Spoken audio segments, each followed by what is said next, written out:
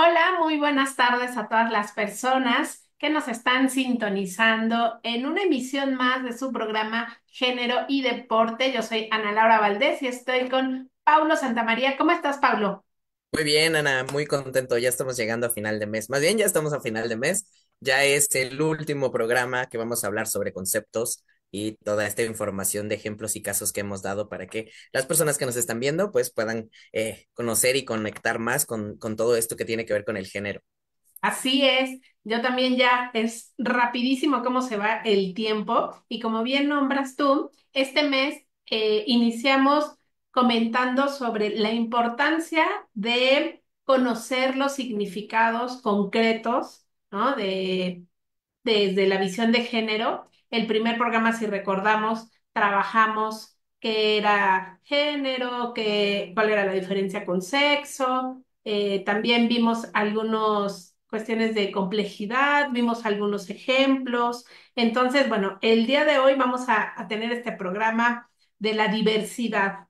Y bueno, también lo nombramos diversidad y dialogando con diferentes generaciones, porque estos conceptos de diversidad, del acrónimo LGBTQ+, el lenguaje inclusivo, tiene un choque generacional. A veces a las personas con cierta edad les cuesta trabajo porque pues han tenido diálogos desde posiblemente un lenguaje tradicional o un mismo lenguaje sexista. Entonces, la intención es que no deben que siempre lo hemos dicho, no es que tengan que estar de acuerdo, tengan que modificar, ¿no? su conversación, simplemente siempre respetando las identidades de género, respetando a las otras personas y, por supuesto, también no transgrediendo sus derechos humanos. Entonces, ahorita vamos a hablar de las diversidades y bueno, pues me parece que ese es el primer concepto, ¿no? La diversidad. Entonces, bueno, yo me voy a permitir comentarles qué es la diversidad. Lo retomamos de InMujeres, ¿no? Este Instituto de Mujeres aquí en México. Entonces, si quieres ir compartiendo la presentación, Paulo, mientras yo les voy comentando que el concepto de diversidad es este reconocimiento de la pluralidad de prácticas y creencias que regulan la expresión sexual y el comportamiento de la humanidad en diferentes culturas. En la teoría de género, que ya hemos hablado que es la perspectiva de género que tiene que ver con esta categoría de análisis, la diversidad sexual es un tema relevante ligado al reconocimiento de los derechos sexuales y de reproducción, que pretenden romper ese vínculo entre la procreación y el ejercicio de la sexualidad. Y así supone un concepto más amplio de la sexualidad que abre paso al reconocimiento de diversas expresiones eróticas. En particular, cuestiona la heterosexualidad obligatoria. Por lo tanto, el género plantea que los seres humanos son resultado de una estructura psíquica y determinada desde este producto cultural e histórico, donde la sexualidad se concibe como un conjunto de aspiraciones, deseos y prácticas reguladas por normas que varían en determinadas circunstancias. Entonces, bueno, a grandes rasgos, la diversidad es reconocer la pluralidad, justamente las diferentes formas de ser, de actuar, de percibirse, de sentir, de ser su expresión de género. Aceptar que no hay una sola forma, que no hay dos formas, sino hay una, justo, un poco retomando la palabra, hay una diversidad, hay pluralidad en esto, hay muchas formas de ser mujer, muchas formas de ser hombre, muchas formas de no identificarse con lo femenino y lo masculino. Y creo que ahí, en esta gran imagen que estamos proyectando, se puede ver la pluralidad. Hay personas que tienen alguna discapacidad, hay personas que son de altura mediana, altas, de diversos, hay gente que le gusta usar falda, hay gente que le gusta usar pantalón y justo, como lo hemos visto en otros programas, eso no las desvaloriza o no te da un valor o un privilegio sobre otra persona. Hay que reconocer que existe esta diversidad, identificarla y respetarla. Entonces, bueno, y por supuesto también va ligado con pues los derechos sexuales. tienen derecho, la diversidad, a tener la orientación sexual que quieran, justo no desde esta heteronorma, que la heteronorma tiene que ver con si tú eres mujer, te tengan que gustar los hombres, o sea, que sea una obligación. Justo es acepta que hay diferentes personas y hay diferentes gustos y hay diferentes expresiones. Entonces, a eso nos referimos con la diversidad. Así es, Ana Laura, y justamente partiendo del concepto de diversidad y de todo lo que nos has dicho, es que podríamos pasar al siguiente concepto que es el acrónimo LGBTIQ+. Bueno, este concepto como tal también fue sacado del glosario de la Coordinación para la Igualdad de Género y bueno, este dice acrónimo de las palabras lesbiana, gay, bisexual, transgénero, transexual, travesti, intersexual y queer, así como el signo más como congregación de las inagotables diversidades sexogenéricas. Su uso político hace referencia a la comunidad de personas que se reconocen por construir sus vidas a partir de identidades, expresiones y formas de vinculación erótico-afectivas no normativas desde el punto de vista del orden de género hetero cis patriarcal. O sea, básicamente cisgénero y todo aquello que decide de la cisgeneridad y de la heterosexualidad, ¿no? Y entonces, bueno, aquí en la imagen que tenemos, pues creo que hemos históricamente sido más conscientes de las primeras cuatro letras del acrónimo LGBT, que en este caso pues es lesbiana, gay, bisexual y transexual, ¿no?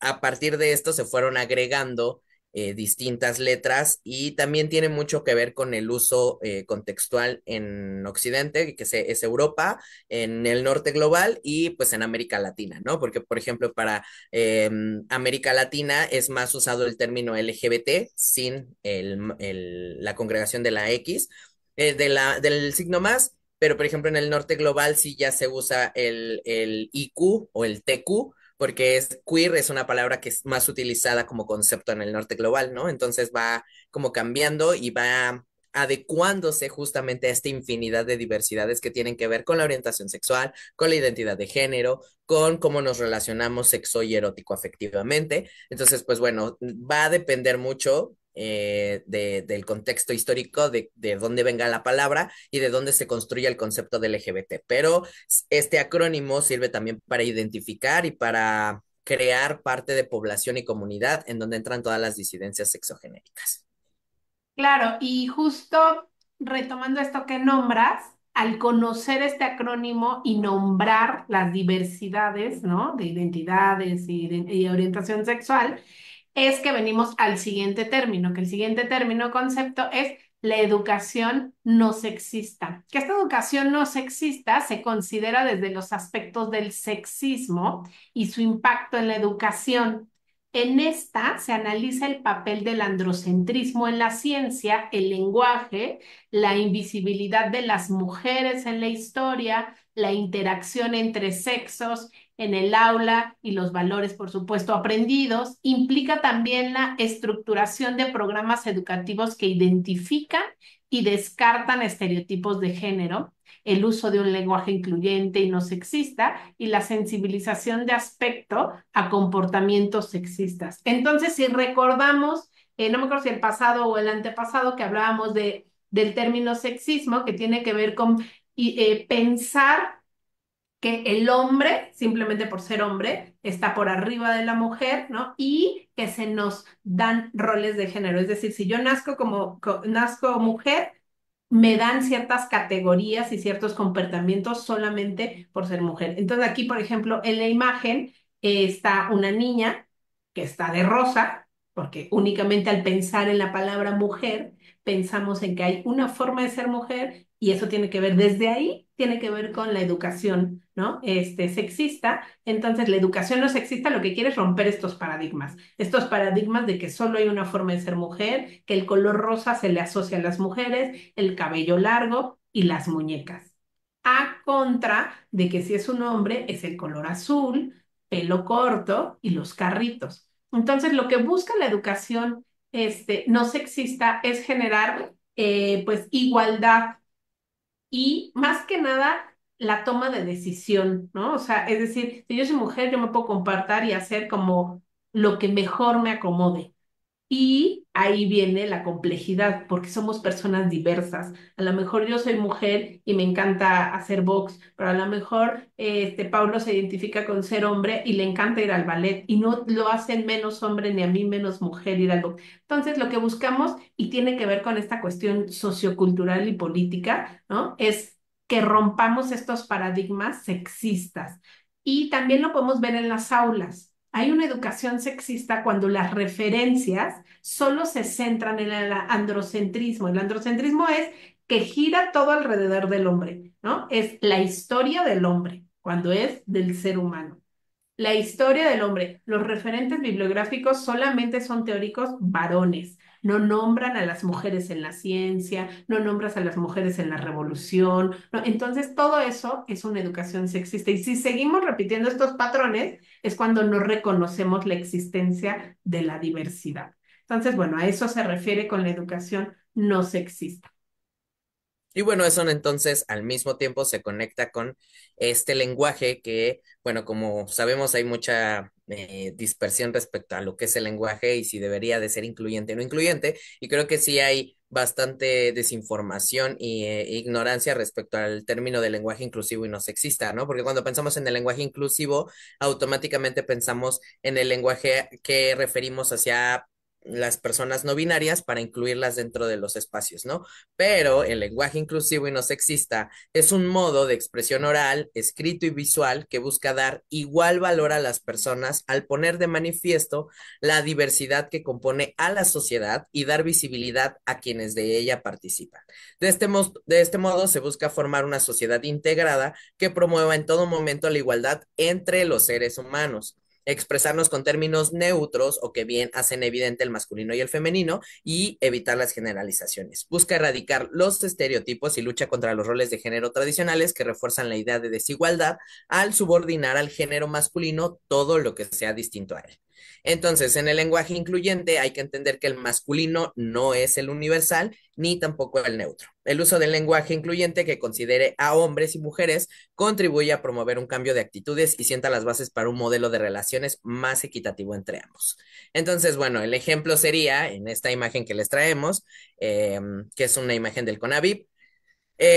Un lenguaje no incluyente sería referirnos, como ya lo dijo Ana Laura, hacia el androcentrismo o hacia el sexismo, en donde el hombre es el principal o el masculino es el principal punto de todo y que de ahí se puede generalizar, invisibilizando a toda la demás población, ¿no? En este caso, mujeres, niños, personas trans, personas que no se identifican dentro del binario masculino-femenino. Entonces, bueno, en un lenguaje no incluyente sería, por ejemplo, hablar sobre los gerentes, ¿no? Los jefes, los políticos, los maestros, los coordinadores, y un lenguaje incluyente que esté promoviendo la generalización de toda la sociedad humana, pues tendría que ser, por ejemplo, la gerencia, las jefaturas, la clase política o la coordinación, ¿no? Que estamos buscando que este lenguaje pues justamente no recaiga todo en la parte masculina o que no se ponga al hombre como en la parte central para referirnos a todo, ¿no? O generalizar. Y que obviamente pues hay mucha, pues sí, como debate respecto a usarlo o no usarlo, pero es que realmente es que hay una desinformación respecto a qué es el lenguaje inclusivo y no sexista.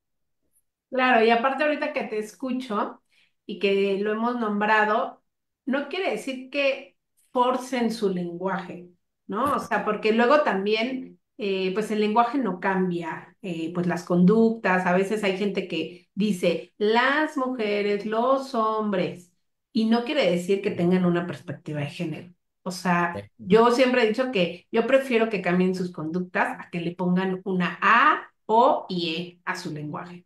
Sin embargo, también como lo hemos nombrado, es que si tú no dices las cosas, es como si no existieran. Entonces, y si las nombras desde la tradición androcéntrica, pues es como si sigamos este patrón de que es el hombre, el varón es algo desde la supremacía, desde el rollo jerárquico. Entonces, simplemente les invitamos a que analicen su lenguaje y que observen qué tanto hablan de forma androcentrista. Y yo estoy casi segura que se van a dar cuenta que en su mayoría sí lo hablamos porque lo traemos naturalizado. Sí. Y luego te cachas y dices, órale, bueno, mañana voy a intentar hablar un poco más neutro. Y a lo mejor te cuesta más trabajo porque luego también encontrar las palabras neutras es todo un ejercicio, ¿no? De pensar. Sí. Pero bueno, pues la intención es que intentemos ir modificando eso. Si te resuena y si no te resuena, tampoco pasa nada. O sea, ya alguien a lo mejor te alzará la mano en tu salón y te dirá, oye, yo no soy hombre, ¿me puedes decir, la estudiante? Ya veremos. Entonces, bueno, pues es una invitación. Y bueno, retomando esto del lenguaje inclusivo y no sexista, está otro concepto que son los mandatos de la masculinidad. Y este concepto fue propuesto por la antropóloga argentina Rita Laura Segato, que ella es muy reconocida en el feminismo, que ahí si quieren leerla también es bastante bueno. También hay muchas conferencias de Rita. Y ella pues lo propuso para referirse a los imperativos que ha de cumplir el varón, que luego hay, a mí me pareció muy acertado que generara esto de los mandatos de la masculinidad, porque luego como que hay varones que se sienten, bueno, y lo que nos toca a nosotros y la carga emocional que nos han dejado por este patriarcado, y justo pues Rita lo que hace es que dice que los mandatos de la masculinidad son para desempeñarse como tal, o sea que desde que se nace hasta que se muere, incluyendo el cómo ha de comportarse frente a las mujeres, cómo se tiene que comportar un hombre frente a las mujeres. Entonces, a los hombres se les impone una visión de tener que ser como el primer término, ¿no? El objeto de conquista para fines sexuales, para lograr una reproducción. Se les enseña a ser los que seducen, a conquistar, a tomar a la mujer de cierta manera, como si fuera un territorio ganado. Entonces, lo que dice es que este mandato pone a los hombres en una constante necesidad de demostrar ante sus pares de su potencia económica, sexual, física y de dominación para tener la aceptación. Entonces, aquí en esta imagen dice algunos de los mandatos de la masculinidad y seguramente las personas, varones pueden decir, sí, a mí me ha tocado, ¿no? Que es, no pidas ayuda a un hombre, nunca necesita una ayuda. Ese es un mandato de la masculinidad. Para que tú seas un hombre, no debes dejar que te ayuden. Otra cosa es, tienes que ser fuerte y tienes que ser fuerte física y mentalmente. Es decir, pues no debes llorar, no te debes ver frágil, que no te titubee la voz, ¿no? ¿Por qué? Porque eres hombre. Otra cosa es que rechaza todo aquello que sea femenino. Entonces, si tú te gusta el color rosa, pues lo debes de rechazar porque eso no va con la virilidad, ¿no? Con esta masculinidad que nos han impuesto desde este patriarcado, desde este sexismo. Y otro que viene aquí en esta imagen, que es tomada por la Coordinación para la Igualdad de Género en la UNAM, es tienes que ser heterosexual. Igual que nadie puede cuestionar, para que nadie pueda cuestionar tu masculinidad. Es decir, no puedes aceptar la homosexualidad porque si no te resta a ti masculinidad. Entonces, bueno, pues estos son mandatos que le rigen a los hombres y que también, pues lo que hace es que impongan para seguir con los paradigmas desde el patriarcado. Entonces, bueno, lo que buscamos también es romper con esos mandatos de masculinidad, que ya no se sigan reproduciendo. Así es, y justamente creo que has tocado algo importante para que podamos pasar a los roles de género, ¿no? Que básicamente estos roles de género creo que también se confunden mucho con los estereotipos de género, que ya hemos platicado de los estereotipos de género en los programas anteriores, y entonces, bueno, este concepto va a referir a las normas sociales y de conducta que tiene una cultura específica y que son aceptadas socialmente y son apropiadas para las personas de un sexo específico. Es decir, cuando naces tienes asignado ya cuáles son estas conductas y normas sociales que están separadas de acuerdo al género que te asignan cuando naces, ¿no? Y obviamente que esto también ya lo vimos en otros programas que tiene que ver con tu genitalidad, ¿no? Entonces, si naces mujer, del lado, bueno, yo lo tengo del lado derecho de la pantalla, vamos a ver a una mujer que tiene, claro, pues todo este espacio de la maternidad, de prestar servicios, cocinar, limpiar, al hogar, ¿no? Al espacio privado. Y del otro lado, pues también tenemos a un hombre que tiene exactamente lo mismo, ¿no? Puse esta imagen porque justamente estos roles de género van a determinar las responsabilidades y las tareas que están tradicionalmente asignadas a las mujeres, a los hombres, incluso a los niños y a las niñas, ¿no? Entonces forman parte de este proceso cultural o son un producto cultural y se impone a través de la familia, de la escuela y de los medios de comunicación. Y obviamente pues están terriblemente arraigados a espacios tradicionales, como ya lo había comentado Ana Laura en algún momento, y pues no se alcanza a percibir, o sea, son tan asumidos, tan naturalizados y que van de generación en generación y de tradición a tradición, que no logramos identificar que son roles de género, ¿no? Y que nos fueron asignados, incluso yo diría impuestos, ¿no? Solamente por nacer como nacemos y que se dan por hecho y que son parte de la naturaleza misma, como por ejemplo la maternidad, ¿no? Que se piensa que las mujeres nacieron solo para ser madres y que la maternidad es algo que es nato y que está ahí, y que todas las mujeres quieren maternar y que todas las mujeres van a ser mamá. Y por tanto, pues también situaciones que tienen que ver con el sexo, ¿no? Entonces, pues justamente ahí ya vemos que no es igual que los estereotipos de género, que los estereotipos de género corresponden a otra conformación. Pues sí, social, histórica de lo que es ser hombre y mujer y no lo que tenemos impuesto desde que nacemos y que además es muy imperceptible, ¿no? Que ya se va traduciendo, se va pasando y que podríamos verlo, creo que se puede ver un poquito más entendible actualmente que hablabas de las generaciones con los niños y las niñas, ¿no? Ya en la escuela ya podemos darnos cuenta o en espacios que compartimos con niñeces, que sí, ya los niños, ya ves a niños con el cabello más largo y que además cuidan o que están cargando, por ejemplo, yo los he visto en sus juegos o en sus interacciones, ya juegan con bebés, cargan, o sea, hay una identificación de que el cuidado o de que la experiencia del cuidado no solo está relegada para la mujer, sino que también los hombres pueden realizar estas mismas actividades y que además hay ciertas actitudes culturales que ya no corresponden al binarismo y que entonces se están compartiendo. No me atrevería a decir que en equidad, pero sí que hay una identificación de estas, pues de estos roles de género y que intentamos que se estén rompiendo. Y que sí veo que se estén rompiendo, no del todo, porque creo que sí también es un trabajo cultural y que no todos tienen acceso a esta identificación de los roles de género y que está muy impuesto ahí. Pero sí pienso que ya hay por ahí un poquito de incomodidad o ya hay cosas que se están viendo y que pues que sí tienen que ver con esto de los roles de género. Claro, y ahorita, ¿sabes qué? Por lo que te escucho, esta situación de choque generacional, por ejemplo, si estamos pensando en los años 40, 50, pues no se iba a pensar que un hombre le sirva a una mujer de comer, ¿no? O sea, y tiene que ver con estos mandatos de masculinidad. O sea, el hombre llegaba de trabajar, se sentaba, ¿no? Y la mujer lo que hacía era cocinarle y ponerle el plato, ¿no? Y eso era bien visto, o sea, ni siquiera era cuestionado, pues seguramente ni siquiera se generaba esta plática entre mujeres de, oye, ¿a ti te gusta darle de comer a tu esposa? No, porque era como dices, ¿no? O sea, algo ya impuesto y que no te lo cuestiona. Y ahora ya empieza, ¿no? O sea, ya desde años atrás empieza a cambiar, ¿no? A que pues hay mujeres que trabajan y que los hombres son los que hacen el cuidado del hogar, empiezan a modificarse esos roles de género. Y va aunado a este concepto que está abajo, que es la expresión de género.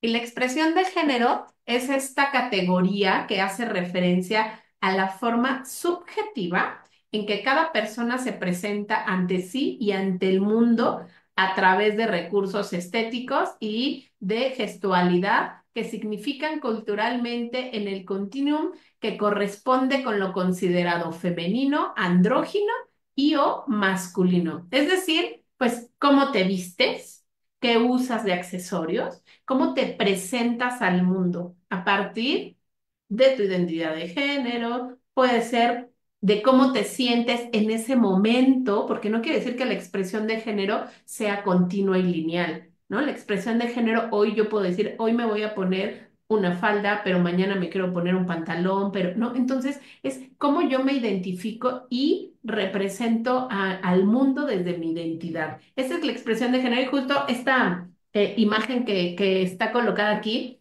en donde están pensando en una falda. Entonces puedes pensar como que será una mujer que está pensando en la falda o es un hombre que está pensando en ponerse una falda.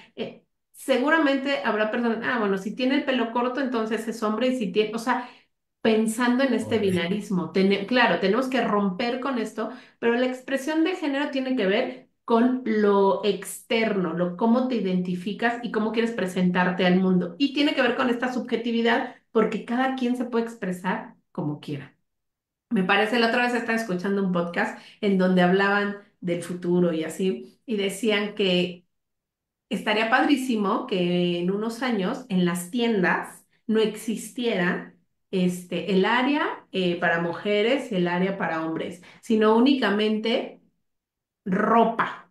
O sea, que no tenga por qué decir, este es para mujeres, este es para hombres, porque hay hombres que les gusta más colorido, que les gusta, y no, como no está en su área, pues no se la pueden comprar, porque si no, no están dentro de la norma.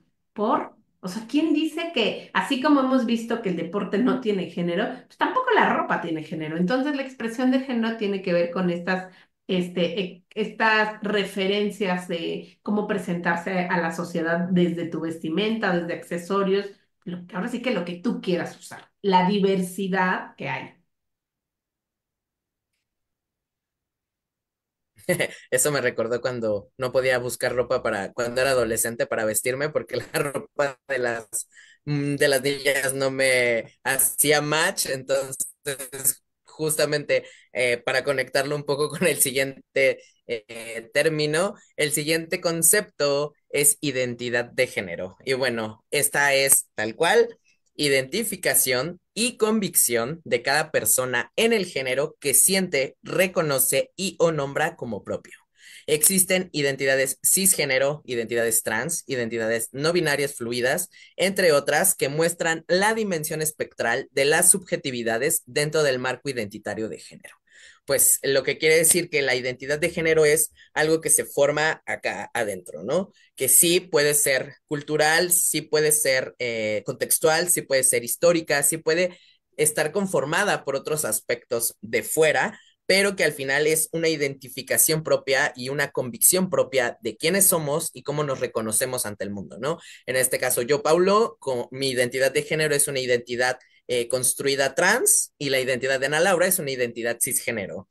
Y justamente algo importante que también nombró Ana Laura con el concepto anterior es que hay muchas fluctuaciones en el género. No hay una línea, no es lineal, no es algo que permanezca todo el tiempo así. El género siempre está en constante movimiento y siempre va arriba, abajo y siempre puede tener vertientes en que estas identidades puedan moverse o transformarse desde otros espacios a partir también de toda la recepción cultural, social, mental, emocional que en ese momento estemos atravesando, ¿no?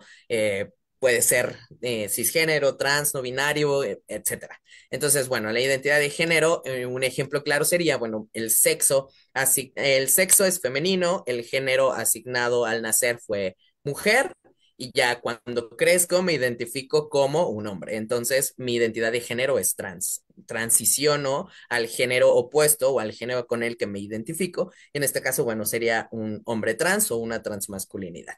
Entonces, las identidades cisgénero, bueno, están conformes respecto a esta identificación, a esta convicción, que puede sí estar orientada a la cisnormatividad o a la cis heteronormatividad, pero que también puede decidir, ¿no? Que ya después, ya lo veremos en otros programas de género y deporte, y ojalá lo podamos ver pronto respecto a estas fluctuaciones de que sí se puede ser cis heterosexual, pero existe una disidencia en la construcción de la cisgeneridad y de la heterosexualidad. Y pues bueno, eso es identidad de género.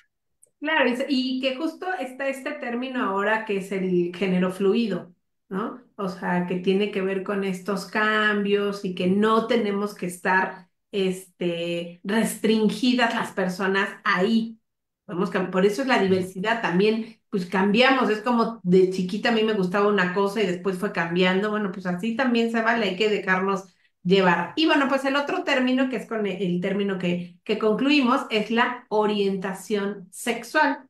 Y este es un término utilizado para referirnos a las múltiples posibilidades de vincularnos y de hacer una construcción desde el deseo de las personas en un sentido erótico, afectivo y sexual, a partir del reconocimiento o el rechazo de la posibilidad de sentir atracción exclusiva o primordial hacia otras personas en función de su condición sexogenérica y o de otras condiciones. Entonces, este término de orientación sexual sí está determinado a este sentimiento erótico, afectivo y sexual. Pero pues ahí viene toda esta interseccionalidad y complejidad, porque la gente luego aquí es donde dice, es que como si nació mujer y tiene su identidad de género masculina, pero a la mera hora le gustan los hombres, ¿por qué? ¿Y por qué se cambia? O sea, hay toda una complejidad que no es el programa, pero después igual sí podemos hablar justo de el género fluido, qué opciones puede haber, por qué, cómo se nombran, ¿no? Porque luego sí hay una confusión y la gente, y creo que esto tiene que ver con generaciones ahí sí muy marcado, de que no entienden. No sé si has visto un video, que es un TikTok, que es un círculo, a ver si la gente que lo está viendo lo ha visto. Es un círculo y está una gente muy mayor, jovencitos, y se van presentando. Y entonces dice, yo digo así, soy Ana Laura y yo soy lesbiana. Y entonces la persona ya grande va diciendo, ¿qué onda? Y luego, soy Juanito y yo soy no binario. Y él dice, ¿cómo? ¿Un mobiliario? Y luego, soy no sé", y así. Entonces, pues la persona mayor no va comprendiendo porque, pues, posiblemente no lo educaron así. O no significa que no puedan aprender y lo más importante, respetar. Entonces, bueno, eso lo podemos platicar después. No sé si lo hayas visto tú, Paulo, pero, o sea, la verdad es que es muy realista. O sea, Sí, de hecho se lo enseñé a mi abuela y luego como 3, 4 días después mi abuela me manda un mensaje por WhatsApp y me dice, oye hijo, ¿qué son las personas mushes? ah, Entonces ahí ya, ajá, ya empezó o cualquier cosa, siempre duda que tiene, me manda WhatsApp y me pregunta, oye, ¿qué significa queer? Oye, ¿qué significa? Sí, o sea, pero está justamente hay padre que ahí. quiera, ¿no? O sea, reconectar y conectarse con estos nuevos conceptos. Y también esto de los mushes allá en Oaxaca, estaría padre, pues, Sí, platicar sobre eso, porque es toda eh, pues, toda una tradición, es todo un concepto y, por supuesto, toda una comunidad. O sea, los mushes es una comunidad y es bien importante. Entonces, bueno, nada más para retomar esto de la orientación sexual, pues tiene que ver con este término para referirse a las personas desde el deseo erótico, afectivo y sexual. Y no forzosamente van a coincidir con su identidad de género y su y su sexo, que expresión. bueno, y su expresión de género, que eso ahí les choca. Pero bueno, pues ya platicaremos de otras cosas y vienen los ejemplos que a mí me encanta platicar de los ejemplos porque luego nos hace como ir machando todos estos conceptos desde la interseccionalidad y que nos ayuda a complejizar. Y bueno, pues el primer caso que vamos a platicar, ¿cuál es? Sí, pues bueno, estos casos están expresados en la Corte Interamericana de Derechos Humanos, que es esta entidad que trabaja para garantizar en realidad los derechos de todos los humanos, pero en este caso de las personas LGBT, y pues trabajan para reconocer su orientación sexual, su identidad de género y su expresión de género como parte de su vida privada. Eh, la Corte Interamericana considera que la discriminación por orientación sexual e identidad de género y expresión de género es distinción, exclusión o restricción que anule o menoscabe los derechos de estas personas, ¿no? Y bueno, entonces para ejemplificar y justo bajar todo lo que ya acabamos de hablar, pues vamos a hablar acerca del caso de Azul Rojas Marín. Este caso fue en Perú en el 2008 en el que suceden agresiones. Azul sigue viva, es una mujer que está trans, que está viva todavía, y bueno, ella en el 2008 sufre agresiones por parte del Estado de Perú, sin motivo aparente alguno. Ella se encontraba fuera de su casa junto con unas amigas y había toque de queda porque en ese momento estaba explotando el golpe de Estado en Perú. Vamos, el contexto social histórico en Perú era complicado y ella se encontraba afuera de su domicilio con dos amigas. Es importante aquí recalcar una cosa que justo conecta con lo que hablábamos. En ese momento Azul no se identificaba como una mujer trans, pero sí como un hombre homosexual.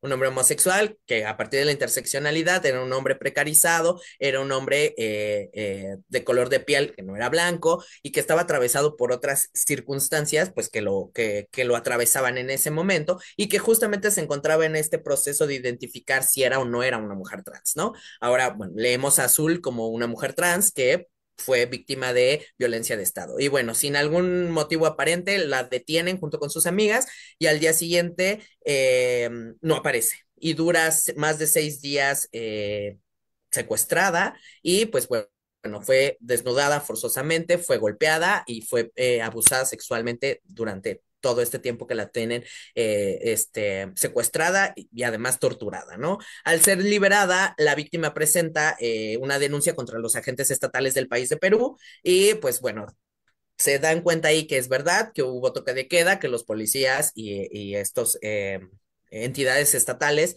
eh, sí tuvieron detenciones arbitrarias, pero al avanzar el caso, Perú no identifica esta situación o esta agresión como algo que tenga que perseguirse de delito porque no hay una política pública ni hay una ley que proteja los derechos de las personas LGBT y entonces pues desestiman el caso. Y entonces, gracias a unas asociaciones y a unas colectivas, casi 7 años después contactan a Azul, que ya se identificaba como una mujer trans, y le buscan y le dicen, oye, queremos llevar tu caso a la Corte Interamericana de Derechos Humanos para que se revise y se haga. Y bueno, es ahí en este momento en donde empieza una sentencia y empieza un juicio con el Estado de Perú. O sea, aquí el responsable es Perú. Entonces, lo que busca la Corte Interamericana durante muchos años, porque se tarda bastantes años, pues es que Perú acepte que su responsabilidad como violencia de Estado hacia la población LGBT y que hay pues estigmatización, discriminación estructural, que hay diversas formas de violencia y violaciones a sus derechos fundamentales como persona, como ser humano, ¿no? Antes que como mujer trans y que en ese momento como hombre cis homosexual, ¿no? Entonces, bueno, la Corte determina que el Estado viola el derecho a la libertad personal de Azul Rojas y que su detención se basa en motivos discriminatorios tal cual, ¿no? Por ser población LGBT. Y bueno, al final el tribunal concluyó que sí fue torturada, fue forzada y obligan a Perú a que dé una disculpa pública aceptando su responsabilidad. Pero Perú tiene sus reservas, sí acepta que fue violencia de Estado, pero no, al final no termina de identificarlo, ¿no? Entonces, bueno, ahí podemos darnos cuenta de todos estos prejuicios, de todas estas brechas que vienen a partir del binarismo, pues sí, del patriarcado, del machismo, de la homofobia, de la transfobia. Y esto nos puede conectar con el caso de Vicky Hernández, en el que, bueno, Vicky Hernández sí fue víctima de transfeminicidio, también por parte del Estado de Honduras, pero en este caso la Corte Interamericana sí busca una reparación y es aquí donde también empiezan a crearse políticas públicas a lo largo de América Latina para la reparación de daños a familiares de personas o población LGBT. Entonces, aquí sí se busca la reparación con la familia de Vicky Hernández, quien también por ejercer el trabajo sexual es secuestrada y violada y torturada y desaparecida. También en un estado, Honduras, pues como sabemos, es Centroamérica, tiene ciertas circunstancias contextuales históricas de violencia y bueno, pues debido a esto, el trabajo sexual también está penado y bueno, el Estado también levanta a Vicky Hernández y bueno, al otro día amanece asesinada, es un transfeminicidio, pero en ese momento Honduras no tiene esta política pública para reconocer el transfeminicidio, que de hecho México es el primer país en América Latina que tiene tipificado el transfeminicidio y que recién acaba de salir en la Gaceta Oficial de la Federación. Y pues bueno, entonces la Corte Interamericana lo que busca es que Honduras también ofrezca reparación de daños a la familia de Vicky Hernández por esta situación y que además ofrezca una disculpa pública aceptando su responsabilidad como crimen de Estado por razones de discriminación hacia población LGBT y por ser trabajadora sexual. Entonces, bueno, pues también sucede esta situación. Ahí sí Honduras levanta y hace un pronunciamiento para aceptar su responsabilidad y su culpabilidad como pues violencia de Estado. Y bueno, infortunadamente, Paula, pues no solamente hay estos dos casos, ¿no? Los transfeminicidios están, pues, al día a día, ¿no? No nada más en Latinoamérica, sino que también es globalizado. Y la intención de nombrar estos casos es justo para que nos demos cuenta que hay diversidad y que tenemos de respetar los derechos humanos, que tenemos la obligación como seres humanos de aceptar que no todos van a estar dentro de la heteronorma que nos han dicho desde este constructo social que es el binarismo de género. Tenemos que ver por los derechos humanos y lo más importante, como lo veíamos en otras charlas, es que tenemos que instaurar políticas públicas. Y una de las políticas públicas tendrían que ser para los derechos para las personas de las disidencias y que pues todavía no está. Bueno, no sabía que México era el primer país de Sí, Latinoamérica que tiene empieza tipificado el transfeminicidio. entonces, bueno, eso es maravilloso. Y bueno, también algo que les queremos comentar es que una de las pues, políticas públicas que hay es aquí el matrimonio igualitario, ¿no? Que la opinión consultiva desde la Corte Interamericana de Derechos Humanos estableció que los estados deben garantizar el derecho al matrimonio igualitario, porque es un derecho. Entonces, esta opinión es obligatoria para los países que reconocen la competencia de la Corte Interamericana de Derechos Humanos y en México, desde el 2009, de 26 entidades federativas han modificado sus códigos civiles para permitir el matrimonio igualitario. Sin embargo, pues aún hay estados que no han incorporado estas disposiciones, como Guerrero, Tamaulipas, Tabasco y el Estado de México. Pero bueno, la verdad es que lo podemos ver como un logro, pero en realidad tendría que hacerse en todas las entidades federativas, en Claro. todos los países,